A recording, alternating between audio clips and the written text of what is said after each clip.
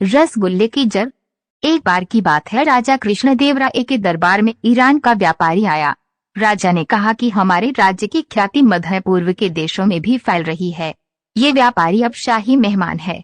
इसकी मेहमान नवाजी में किसी प्रकार की कमी नहीं रहनी चाहिए। व्यापारी को पूरे राज्य में घुमाया गया। उसको शाही पकवान खिलाए गए। रसोइया व्यापारी के लिए एक बर्तन में रसगुल्ले लेकर आया। वे व्यापारी से बोला कि राजा ने यह मिठाई आपको खासकर देने को बोला है, इसलिए मैंने बड़ी मेहनत से आपके लिए इसको बनाया है।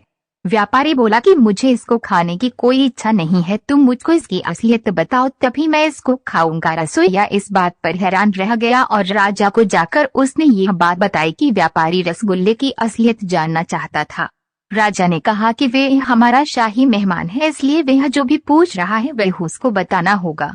कल मैं दरबार में सभी से इसके बारे में पूछूंगा।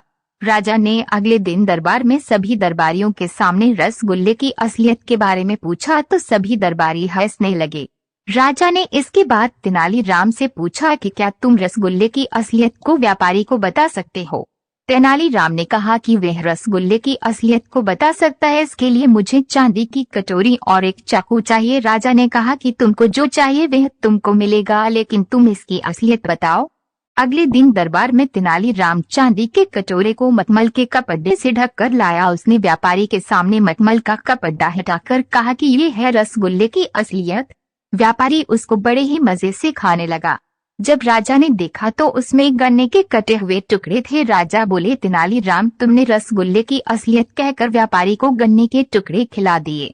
तेनालीराम ने कहा कि महाराज, रसगुल्ला चीनी से बनती है और चीनी गन्ने से बनती है, इस तरह रसगुल्ले की असलियत गन्ना ही हुआ।